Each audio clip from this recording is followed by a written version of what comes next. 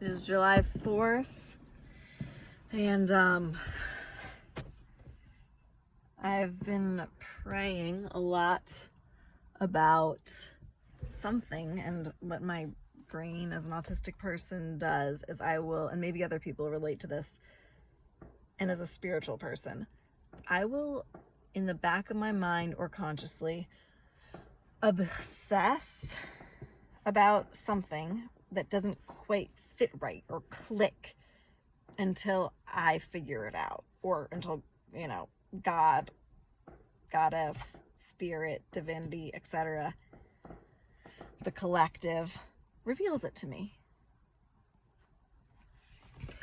And that just happened with something, and I feel like sharing it. It is,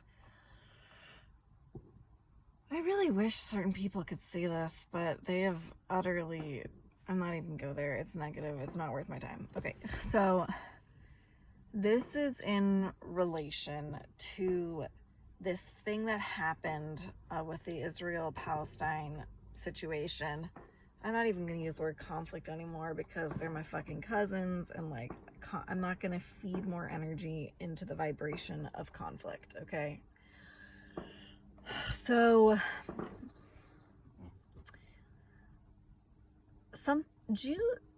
Netanyahu did something that a lot of people would think is kind of weird in general, but from a Jewish mindset, it like makes a lot of sense, because I think our relationship with money is a little different. Like in Judaism, money isn't like evil or bad. Like if it creates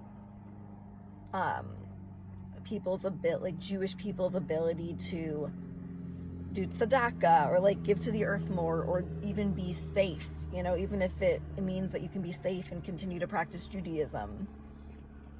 Like, money isn't deemed evil. It's actually can be a mitzvah, hence why you see a lot of Jewish people being like kind of successful. But it's not, money is also supposed to be connected to service in the world. Like they're supposed to be one thing. But anyways, that's just background for this. So if you hear that, it's because it's July 4th. It's just fireworks. So anyways, Netanyahu did this kind of weird thing where he like offered, I don't even remember how much, maybe it was like 5 million. I don't remember how much. He offered money, and you might not have heard about this if you're not Jewish either. But when I first read about it, I was like, and I've been sitting with it literally since then. So he offered this like very big reward to Palestinians in Gaza for any information about the whereabouts of hostages, or for the return of a hostage, either one. And then they were offered sanctuary and asylum in Israel. Okay. And now 0 came forward. 0. And it was like it was like $5 million. It was like a lot of money. It was like a really great deal. Okay.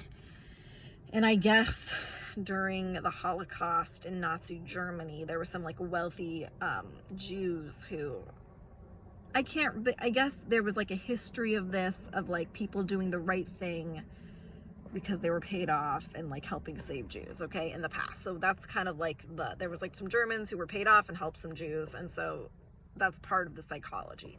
So now, and thanks for listening to this, because it is important in terms of the Jewish, especially in Israel, there's a lot of Jews who are like, what the fuck?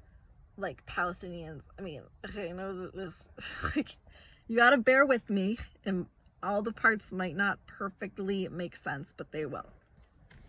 So now there's this extra block for Jewish people, like certain Israelis who are like, they can't fathom that not a single good-hearted Palestinian would come forward. Sorry, it's like so much to get paid off and get asylum in Israel and freedom and all this for returning a Jewish life and a hostage, okay? And they're using this as like fuel for their fire of like giving up hope on peace with the Palestinians. Okay, they're like, they totally hate us, and maybe you might think that that's justified, but regardless, from the Israeli, it's like hardening the heart more, a lot. It really is. Okay, it's like a thing. So that's the story. So I've been sitting with it because I want to understand why the Palestinians have not taken them up on this. And my heart doesn't agree with that hardening thing. I knew there was something more. So I've been praying about it for months. And finally, with this July 4th vibration, it came to me. And it's very interesting what the actual reason is. So, and I'm not talking about just a conscious level, okay? I'm talking about like a soul level. Like, they're two different things. Because obviously, like, we can hate each other and like yell at each other and blah, blah, blah. But like on a deeper soul level, we're all equals and we actually all want the same thing. We are all connected, okay? And we're all growing. And that's hard to see when you're in the midst of this intensity. It's like going below the surface where things are a little more still. So here's what I was guided to.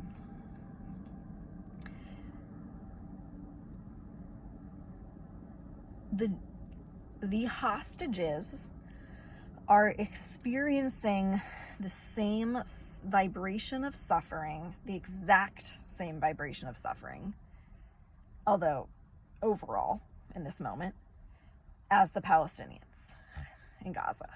They are controlled by Hamas, obviously. They're experiencing terror and fear. They are trapped. Some of them are starving, although not all Gazans are starving right now, but you know what I mean. Like, they're experiencing fucking hell, okay? They're experiencing fucking hell the same way that currently, I'm not sure if they did before this point, but currently, Gazans are feeling that suffering and terror, and for different reasons, because of Hamas, maybe because of Israel. I'm not really going into all the reasons right now, but they are experiencing the same vibrations, Gazans and the hostages, okay? And so that is why their souls, Palestinian Gazan souls, are not coming forward to give information about the hostages. It's not because they hate Jews. It's not because, I'm talking about the soul level. I'm sure consciously they hate Jews. Okay, I'm talking about the deeper thing going on, which is really important right now. It's because they want empathy. They want us to feel the suffering that they are feeling. And every time that we love a hostage and want them back and want them to be free and safe and all of these things, it's not fair for the hostages in the soul level, and why they're not being given, the Palestinians are not giving information.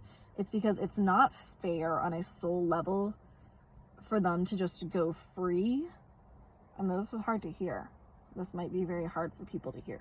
It's not fair because we are in this thing together.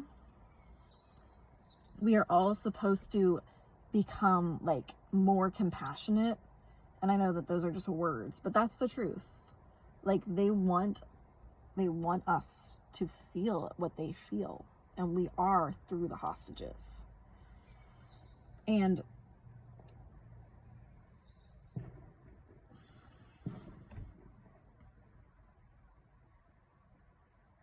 I think when that might, hopefully that hits and it's just oh yeah, that's true, that makes sense, that's obvious. And it might be it's a very simple thing in some ways, at least I hope it is. I hope it's obvious a little bit. But whether it is or isn't obvious, I hope you can sit with that reality, because that in itself is a prayer for the region. When you see the sameness, when you realize there's a sameness going on. And you might be like, well, they have it much worse and blah, blah, blah, blah, blah. And like, vibrationally, this is why they do not want they have not given up information about the hostages, because it is an empathy. It is our empathy. And if we can realize it's one thing, whether you love Palestinians or whether you love Jews or whatever side you're on, if you can stop for a second thinking about this just in terms of like one side is evil, you will get so much farther. Like, this is on a very core level actually much more like a family conflict. And I feel it every single time I see a Palestinian person, for the most part. I'm just like, damn, like, they feel really familiar. Which I know is hard to explain because I am white and I shouldn't even get into all that. That's too much for people's brains to process. But our DNA is 70% the same. Like, we come from the same place. It's not a question. It's a fact. So, and then there's all this whole freaking other layer about like some outdated beliefs going on, like in terms of some extremism. So if you actually really want to support peace, which means supporting both Israelis and Jews and Palestinians, that's what peace looks like. The best thing to do is to sit with this fact, is to sit with this place of empathy and compassion for everybody. And to not make it that instinct of, well, it's all Israel's fault, or the other way. I mean, I guess some people will be like, well, it's all Hamas's fault. Like, I don't know. Like, just sit in that space of, like, like something is trying to be healed. Yeah, I feel like that's probably enough for right now.